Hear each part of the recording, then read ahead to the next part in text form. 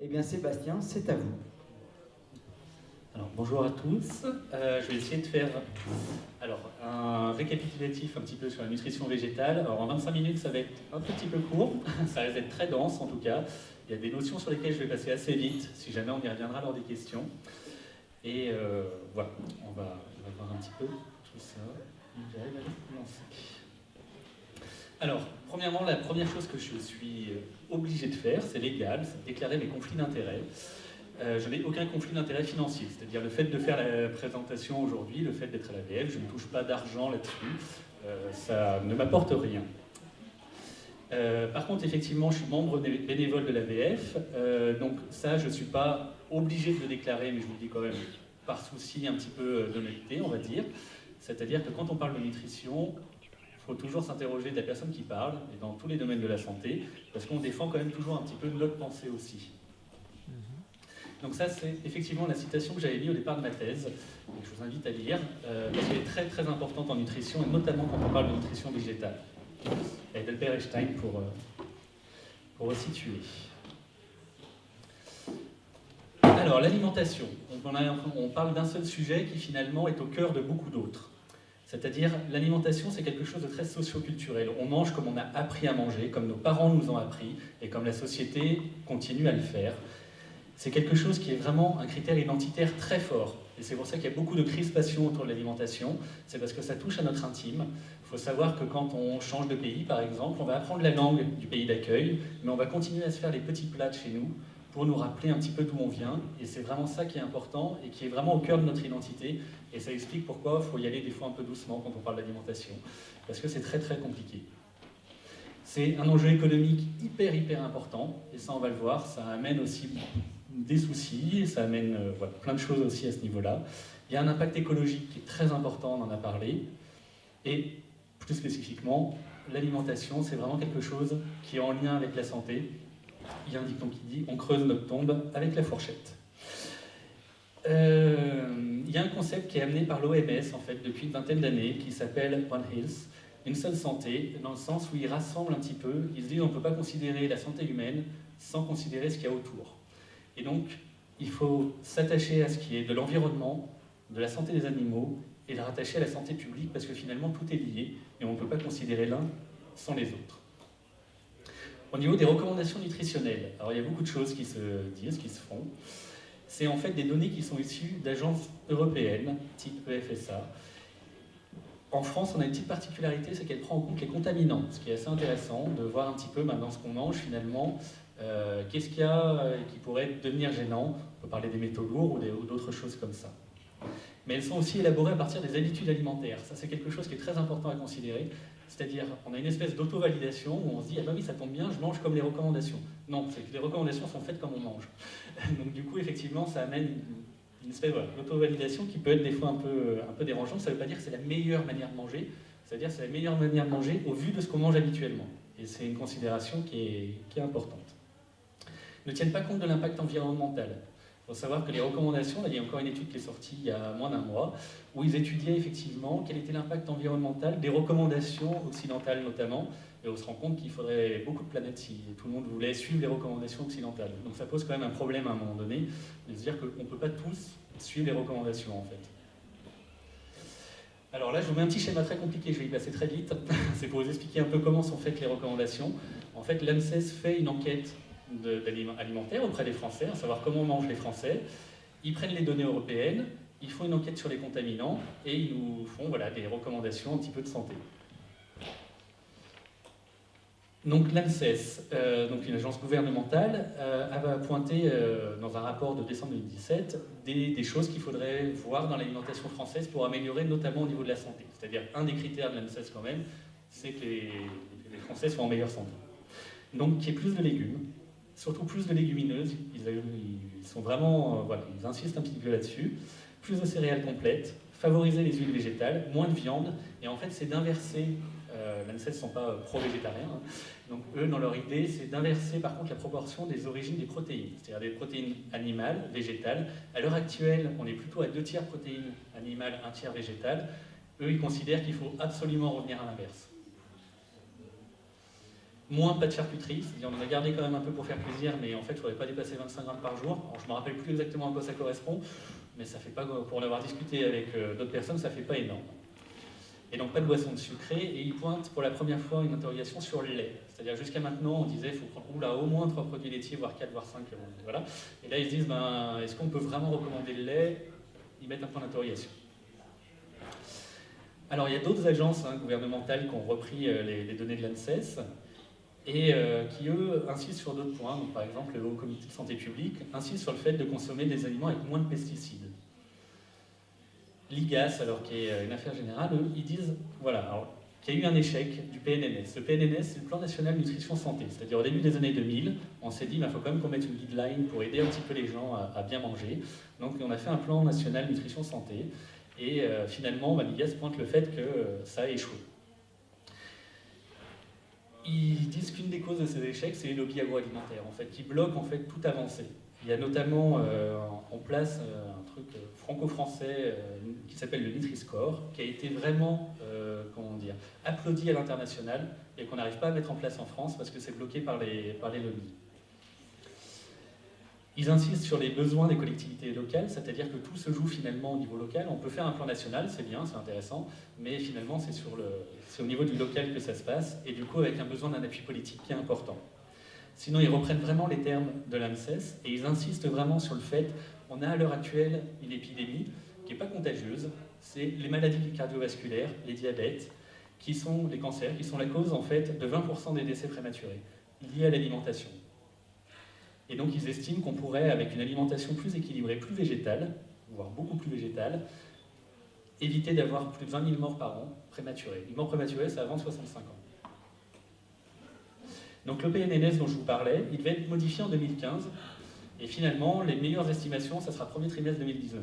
C'est pour vous dire à quel point ça coince en fait. De vous dire tout ce qu'on a dit avant, qu'il faut plus de végétaux, c'est même pas supprimer la viande, mais simplement d'en manger moins, ça coince énormément. Donc tous les conseils qu'on trouve dedans, la plupart sont complètement obsolètes, notamment au niveau de la viande, notamment au niveau des produits laitiers, et vraiment ils prennent peu en compte les autres alimentations. C'est vraiment anecdotique dans le PNNS, comme si rien d'autre n'existait à part ce qu'ils préconisent. Les bénéfices sur la santé d'une alimentation plus végétale sont attendus parce que c'est une alimentation qui est plus pauvre en graisses saturées. En fait, c'est-à-dire l'origine de la graisse, mais ce n'est pas la même si elle est d'origine végétale ou animale. Elle est plus riche en glucides complexes et en fibres, et il y a une grande variété d'aliments, donc qui sont sources de vitamines, minéraux, oligo-éléments, antioxydants, qu'on retrouve beaucoup plus dans une alimentation, plus on augmente la part végétale. Je vais vous prendre un exemple qui est assez intéressant et qui est assez parlant, c'est le diabète de type 2. Ça concerne à peu près 3 millions de personnes, il y a une croissance de 5,5% par an, ce qui malheureusement, voilà, et un coût, parce qu'en santé on parle toujours de coût, de 9 milliards par an. Et bien, le diabète de type 2, en fait, on s'est aperçu que la viande, qu'il y avait un lien avec la viande qui était vraiment prépondérant. Et du coup, donc là, je vous indique les prévalences qu'on a de diabète en fonction du régime alimentaire. Ça, c'est des données qui ont notamment été reprises par la Société canadienne de diabétologie, qui sont pas forcément pro-végétariens ou autres, mais qui du coup conseillent maintenant un régime végétarien ou végétalien ou diabétique pour éviter de l'être, et pour, une fois qu'on l'est, qu'il soit mieux équilibré. Et on voit qu'on pourrait vraiment diviser par 2 le nombre de personnes atteintes de diabète. Et par 2 les coûts, par 2 beaucoup de choses. Simplement par le régime alimentaire. Il y en a qui se sont dit oui, mais c'est parce que les végétariens finalement ils mangent plus équilibré. C'est-à-dire que si on faisait une alimentation omnivore plus équilibrée, on pourrait s'en sortir. Et du coup, ils ont fait manger des végétariens de manière équilibrée, puis d'autres de mauvaise qualité, c'est-à-dire avec des jus de fruits, avec du sucre, enfin tout ce qu'on déconseille habituellement. Et bien même en mangeant mal, quelque part, végétarien, on diminue de 16% la prévalence de diabète de type 2. On obtient du coup un meilleur équilibre glycémique et surtout une meilleure qualité de vie. Parce qu'à un moment donné, il faut en revenir là, si on fait que baisser des chiffres, finalement on s'en fiche. Mais nous, ce qu'on veut, c'est qu'à la fin, les patients, ils s'en sortent mieux quand même. Et on a même vu que du coup, ils récupéraient mieux après une activité sportive. Alors on nous assomme à nous dire qu'il faut de la viande pour faire du sport. Ben, finalement, ça serait peut-être pas si évident que ça. Alors, ce qu'on voit là pour le diabète, je vous l'ai mis parce que c'est vraiment... puis le graphique est joli, mais du coup c'est vrai que c'est vraiment visible.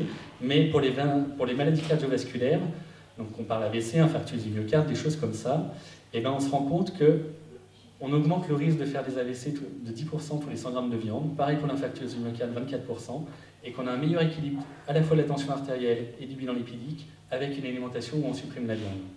On a énormément de cohortes là-dessus qui nous montrent, qui font en fait que se confirmer au fur et à mesure. Je passe un petit peu vite, mais voilà, pour vous dire aussi, et ça touche beaucoup d'autres pathologies, c'est-à-dire on s'est aperçu qu'un régime végétarien-végétalien avait un impact sur beaucoup d'autres pathologies, comme le cancer du côlon, ça qu'on explique assez facilement, l'asthme où le lien a l'air moins évident, mais qui est pourtant bien présent, mais sur des problèmes courants et peu graves de la constipation, qui touchent énormément de personnes, sur le reflux gastro-œsophagien, sur la fonction rénale, enfin il y a vraiment beaucoup d'éléments où le fait de supprimer, de diminuer, de supprimer la viande et autres nous permettent vraiment de répondre. L'important après, tout de même d'une alimentation, c'est de répondre aux besoins nutritionnels. Donc vous voyez un petit peu l'apport énergétique total en pourcentage de protéines, lipides, glucides. Et en fait, on peut trouver vraiment dans le monde végétal tout ce que nous avons besoin. Les protéines dans les céréales, les noix, les graines, les légumineuses, les lipides dans les huiles végétales, avocats, oléagineux, et les glucides dans tout ce qui est pommes de terre, céréales. On trouve en tout cas vraiment tout ce qu'il nous faut dans une alimentation végétale. Et une alimentation végétale, finalement, c'est quoi? Parce que ça peut être beaucoup de choses, et on voit qu'il y a vraiment l'embarras du choix. C'est une alimentation qui peut être très très variée. Les gens ont souvent l'impression en se disant « mais oui, si je supprime la viande, qu'est-ce que je vais manger ?» Ben, servez-vous, hein. Il y a vraiment de quoi manger, vraiment. On définit alors après, voilà, dans les pyramides alimentaires, un petit peu pour se repérer un petit peu. Dans les conseils qu'on peut donner, c'est qu'en gros, un repas équilibré végétalien devrait avoir 60% de fruits et légumes, 20% de céréales complètes et 20% de légumineuses et oléagineux. Et là, ça permet vraiment, après, il faut moduler en fonction de l'activité physique, il y a plein d'autres paramètres, mais c'est les grandes lignes un petit peu qui permettent d'avoir une alimentation équilibrée, et ça peut donner des assiettes après assez intéressantes. Alors après, je vais attaquer un petit peu les mythes qu'il y a au niveau de l'alimentation végétalienne, notamment, comme quoi on manquerait de protéines. Alors les protéines, d'abord, c'est quoi? C'est un assemblage d'acides aminés, dont certains sont dits essentiels. Et c'est surtout là-dessus, souvent, que l'alimentation est attaquée. Parce que ces acides aminés, en fait, ont des propriétés différentes qui leur permettent de remplir des rôles différents dans le corps. Seulement, je mets au défi quelqu'un de trouver une carence en protéines sur un régime végétalien dans des pays occidentaux. On sait qu'à partir du moment où la ration calorique est assurée, il n'y a aucun risque de protéines, et même dans une alimentation végétalienne, on est plutôt à considérer qu'on mange encore un peu trop de protéines. C'est toujours un peu le problème avec qui on discute, mais notamment les néphrologues qui s'intéressent beaucoup aux reins, et nous poussent à manger de moins en moins de protéines. Voilà. Et c'est vrai que des carences en protéines sur une alimentation végétalienne, à partir du moment où les besoins nutritifs sont remplis, il n'y a pas de risque. Un des grands mythes qu'il y a, c'est sur cette nécessité d'associer légumineuses et céréales. Ça, c'est un mythe qui date des années 70. La personne qui n'est même pas nutritionniste, qui est sociologue en fait, qui a posé cette chose-là, elle s'est rétractée 10 ans après, mais le mal était fait. C'est-à-dire, elle l'a dit, tout le monde l'a cru, on en a fait des livres, et elle a beau s'être rétractée, on continue à le dire. C'est toujours intéressant. Après, ce qu'il faut être très clair, c'est que je ne pense pas qu'il y en ait dans la salle qui mangent une seule chose au repas de midi, par exemple. Et une assiette, c'est composé de plein de choses, qu'il y ait des céréales et des légumineuses, pourquoi pas à la limite, mais c'est pas une obligation. Mais c'est sûr qu'on mange rarement que d'un aliment. Et alors pourquoi on avait dit qu'il fallait associer comme ça en fait? Alors c'est quelque chose d'un peu complexe que je vais essayer de simplifier, quelque chose qui s'appelle l'indice chimique, ce qui nous permettait de déterminer est-ce qu'un aliment a tous les acides aminés dont nous avons besoin. Si on dit qu'un aliment a tous les acides aminés dont on a besoin, on lui donne une note de 1. Et en fait, jusqu'à assez récemment, on comparait les aliments à la protéine de l'œuf, qui est une protéine qui est très intéressante, mais qui a un indice chimique à 1,58. Donc forcément, quand on compare les choses à l'œuf, tout est en dessous. En dessous pour l'œuf, très bien, mais suffisant pour nous, tant mieux. Et à la limite, c'est peut-être ça qui nous intéresse le plus. Et du coup, il y a de nombreux végétaux en fait, qui sont dits entre guillemets complets. C'est-à-dire, alors déjà, tous les végétaux contiennent tous les acides aminés, en proportions différentes. Et il y a beaucoup d'aliments, le quinoa, le soja, des choses comme ça, qui contiennent des acides aminés qu'il nous faut en proportion adéquate, même si on le mangeait seul. Mais encore une fois, un repas, ce n'est jamais un seul aliment, quoi. J'en serais assez surpris. Par rapport aux protéines animales et végétales, ce qu'on peut dire, c'est que la consommation de protéines végétales est un marqueur robuste d'une alimentation saine, et que dans les pays occidentaux, la vision standard de la qualité des protéines est maintenant obsolète. La personne qui dit ça, c'est le professeur Mariotti, qui est président du comité d'experts spécialistes de nutrition à l'ANSES. Il n'est pas spécialement pro ou anti-végétarien, il est juste scientifique, et lui, ce qu'il a remarqué, c'est qu'on avait encore des notions complètement obsolètes sur les protéines. Alors, un des grands trucs aussi qu'on nous rabat les oreilles, c'est le fer. Apparemment, on est condamné à être anémique. Et en fait, malheureusement, les études prouvent que non.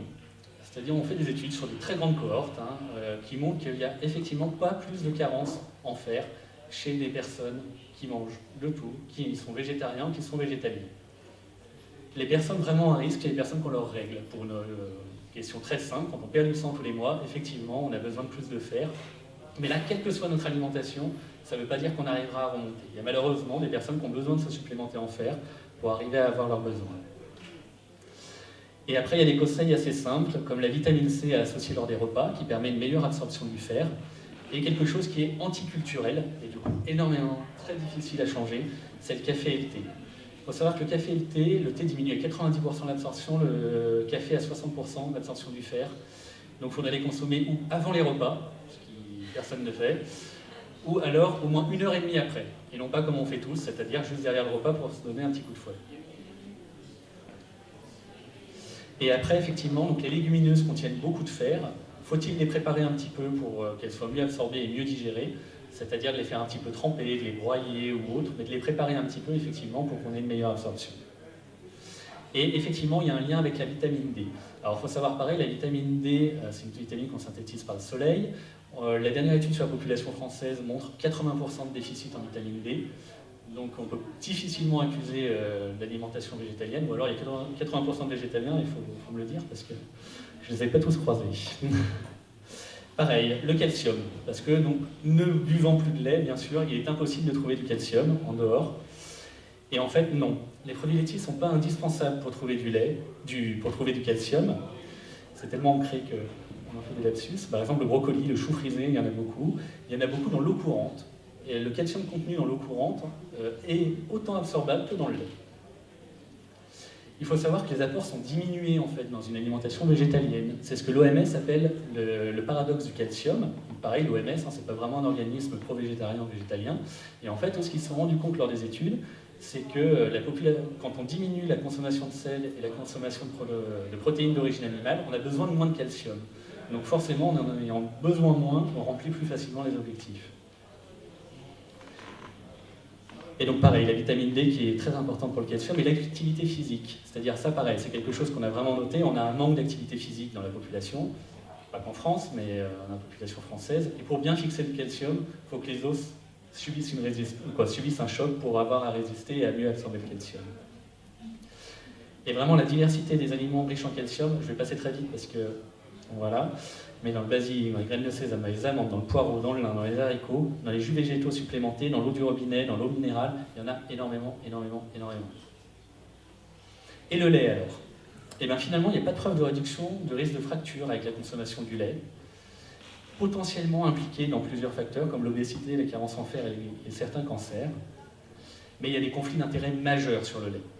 Alors, je vais vous passer rapidement cette diapo aussi, parce que vous n'aurez pas le temps de la lire, mais j'en ai fait une synthèse derrière. C'est un article du Canard enchaîné, en fait, qui est paru il y a 1 an ou 2, où ils reprennent une étude qui a été faite en Grande-Bretagne. Et qu'est-ce qu'ils se sont aperçus, ces personnes en Grande-Bretagne? C'est que les lobbyistes du lait étaient très très présents à l'Assemblée nationale. Qu'en 6 mois, ils ont constaté plus de 170 actions de lobbying, qui multiplient les études. C'est-à-dire des études sur le lait, on en a tellement qu'on ne sait plus quoi en faire. Et c'est un peu le but. C'est-à-dire qu'il faut savoir qu'il y a quelque chose d'assez facile quand on veut étouffer quelque chose en termes de science, c'est de dupliquer beaucoup d'études. Parce que le fait d'avoir beaucoup d'études, ça diminue les signaux, et du coup on n'arrive plus à conclure à rien en fait. Et c'est du coup un petit peu leur stratégie, et qu'il y a des conflits d'intérêts jusqu'aux membres de l'OMS en fait, qui avaient travaillé pour l'industrie laitière et qui se retrouvent après dans les recommandations. Et ça pose de sérieux problèmes. Je pourrais continuer comme ça encore sur le lait, mais je pense que vous avez compris le principe. Alors il y a un point effectivement dont on parle beaucoup, et il est important d'en parler, c'est la vitamine B12. La vitamine B12, elle agit en fait au niveau de l'ADN, donc dans toutes les cellules qui ont à se synthétiser rapidement, elle est très utile, et notamment donc, les cellules sanguines et les cellules pour les fibres nerveuses. Mais ça ne concerne pas que les véganes, c'est-à-dire en fait l'absorption de la vitamine B12 c'est quelque chose de très complexe. Il y a beaucoup de choses qui se mettent en place, je ne sais pas qui a pensé à un système aussi complexe, mais chapeau. Mais du coup, en fait, plus on avance dans le temps...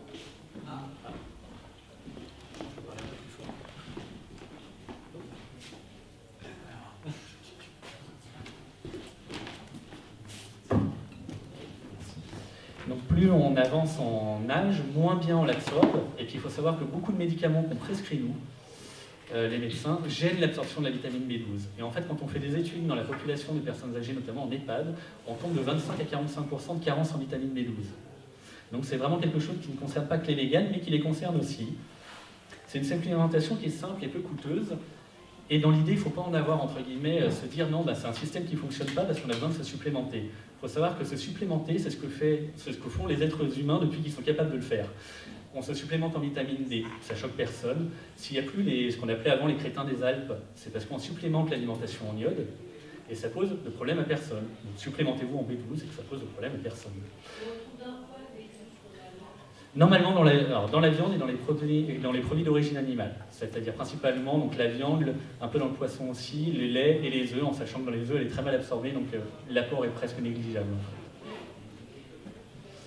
Et donc c'est une supplémentation qui est sans risque, c'est-à-dire on a des études où on a fait prendre des doses assez incroyables de vitamine B12 aux gens, et on n'a pas de signaux pour indiquer qu'il y ait de risque ou quoi que ce soit. Quand on en a trop, on a une urine qui coûte un peu plus cher, mais sortie de là, il n'y a pas de problème. À tout âge, ça c'est la grande question qui revient. Peut-on être végétalien à tout âge? Ça tombe bien, là on a, c'est un petit peu entre guillemets l'avant-première du fait, c'est une thèse de médecine qui date de maintenant, et où justement la personne s'est interrogée là-dessus, et on voit que sur la courbe des tailles, entre 0 et 6 ans, sur la courbe des poids, entre 0 et 6 ans, sur le périmètre crânien, alors, je suis désolé, je passe un peu vite, mais j'espère que vous me ferez confiance, les courbes se superposent. En fait, on se rend compte que il n'y a pas de différence significative entre la taille, le poids et le périmètre crânien, quel que soit le régime alimentaire. Il n'y a pas de différence en termes de pathologie non plus. Donc c'est pas non plus hyper protecteur d'être vegan, ça ne donne pas des super pouvoirs, mais a priori ça ne gêne pas non plus au développement. Un peu plus important aussi, il n'y a pas de différence au niveau du développement psychomoteur, c'est-à-dire que vraiment au niveau intellectuel, on n'a pas noté de choses qui seraient préjudiciables. Au niveau des nutriments, alors il manque certains nutriments, mais comme dans la population adulte, et je vais y revenir à la diapo d'après, donc j'en parle pas tout de suite maintenant, mais sachez que c'est similaire en fait au vu du régime alimentaire. Et enfin la dernière phrase, effectivement, ça c'est encore le professeur Mariotti qui parle, qui dit que les enfants végétariens ont un meilleur état nutritionnel et que leur alimentation semble plus conforme aux directives que ce qui est observé chez les omnivores. On a actuellement une étude sur la population française qui s'appelle l'étude Nutrinet Santé, qui est une grosse étude de cohorte, et qui nous indique des choses intéressantes. La meilleure alimentation pour un équilibre alimentaire, c'est les végétariens. C'est-à-dire ceux qui remplissent le mieux les objectifs nutritionnels. Mais il faut savoir que la spécificité des végans n'est pas prise en compte. Comme je vous parlais tout à l'heure du calcium, ce que l'OMS appelle le paradoxe du calcium, eux, ils n'en tiennent pas compte. Donc en fait, en moyenne dans l'étude, les végans consomment 700 mg, donc ils sont au-dessus de leur besoin, qui est à 525. Mais comme les recommandations pour un régime occidental sont entre 900 et 1000, ils se retrouvent comme s'ils étaient carencés en calcium. Donc du coup, on leur prête à tort des carences qu'ils n'ont pas. Mais ce qui est intéressant dans cette étude, c'est qu'on a l'impression, on accuse toujours les végétariens ou végétaliens d'être carencés. Mais la population occidentale a ces carences aussi, en fait. En vitamine B6, en vitamine B9, en vitamine C, en calcium aussi, en magnésium, en zinc et en potassium. Donc c'est intéressant, et en fibres. Il y a aussi cette notion-là, c'est-à-dire qu'il manque énormément de fibres, et ça joue énormément sur le transit. Mais simplement pour vous dire que toute alimentation a des risques de carence, a des risques de déficit, et qu'il faut effectivement connaître les spécificités pour savoir vers quoi s'orienter pour régler un petit peu ces problèmes-là. Mais donc, ils insistent vraiment dans cette étude pour dire que les végétariens et les végétaliens peuvent être dans les recommandations nutritionnelles, il n'y a rien qui gêne à cela. L'alimentation peut tout à fait être équilibrée, ce n'est pas une alimentation qui serait dangereuse en soi, de manière intrinsèque. Et surtout, ils ont fait une étude aussi par rapport aux gaz à effet de serre, et ils se rendent compte que l'alimentation végane, c'est celle qui émet le moins de gaz à effet de serre. Et ça, c'est des choses qui vont vraiment dans le sens de toutes les études qu'on a pu voir au niveau international. Il y a même vu une Québécoise qui s'était demandé si être végane au Québec, en mois de janvier, c'était une bonne chose pour la planète, ou s'il valait mieux qu'elle ne soit pas végane, mais qu'elle mange local. Et elle a été la première surprise de se rendre compte qu'elle avait moins d'impact sur l'environnement en étant végane. Au final, du coup, parce que là je vous ai quand même un petit peu assommé, qu'alors en fait, concrètement, c'est pas si compliqué. Et l'alimentation, ça doit être variée. Alors diminuer, voire, j'ai pas fini ma phrase, diminuer, voire arrêter la viande. Effectivement, il y a diminuer, c'est sûr. Là, on aura un consensus. Je veux dire, vraiment au niveau médical, au niveau nutritionniste, on aura vraiment un consensus sur dire qu'en Occident, en France particulièrement, on doit diminuer notre consommation de viande. Après, qu'il soit possible de l'arrêter, ça, on sera tous d'accord pour dire que c'est possible, on ne sera pas tous d'accord pour dire que c'est une nécessité. Des produits frais et moins transformés, c'est très très important. On a de moins en moins le temps de cuisiner, on trouve de plus en plus de produits tout prêts, mais il est important par moment que ça ne soit pas la base de notre alimentation. La base de notre alimentation, ça doit être des produits frais et de reprendre ce plaisir à cuisiner. Ce qui est sûr, c'est que de suivre les recommandations, du coup, comme ça, c'est meilleur pour la santé. Comme je vous disais pour le diabète, mais pour toutes les autres maladies cardiovasculaires, qui sont vraiment des maladies, je pense qu'il n'y a personne dans la salle qui ne connaisse au moins une personne qui soit atteinte du diabète ou qui a eu déjà un antécédent cardiovasculaire, parce que c'est très très répandu et on peut vraiment avoir un impact là-dessus en enlevant la vie. C'est aussi une alimentation qui est plus équitable en termes d'environnement et de ressources. Parce que comme je vous disais, voilà, on ne pourrait pas suivre tous une alimentation occidentale telle qu'on la connaît actuellement. Après, voilà, je voudrais insister là-dessus aussi, c'est pas un remède à tout. Attention, quand je dis vegan c'est bien, ça ne veut pas dire que vous ne serez jamais malade, ça ne veut pas dire qu'il ne vous arrivera jamais rien. Voilà, il y a des précautions à prendre aussi dans cette alimentation-là, mais globalement, elle est quand même vraiment bénéfique. Je voudrais juste vous citer, alors, par exemple, ce site qui est 1, 2, 3 Veggie, où il montre en fait, des recettes faciles à faire. Où vous avez une recette que vous aimez bien, et vous dites, tiens, par quoi je pourrais remplacer la viande? Et bien, vous avez là-dedans des idées, en fait. Et essayez. Alors, après, vous êtes déjà plus sensibilisé, mais si vous ne l'êtes pas, essayez une fois de temps en temps pour voir. Et vous verrez vraiment, ce qui est hyper intéressant quand on change d'alimentation, c'est de voir comment notre goût change. Et au début, des choses que vous n'aimez pas, ça va devenir bon. Le goût, vraiment, c'est aussi culturel, c'est aussi éducatif. Et après, ça peut donner des plats intéressants. Après, on n'a pas toujours le temps, j'entends bien. Mais vous inquiétez pas, on a aussi prévu des choses à manger type fast-food. Voilà, je vous remercie, j'espère vous avoir pas trop assommé. Et je vous écoute.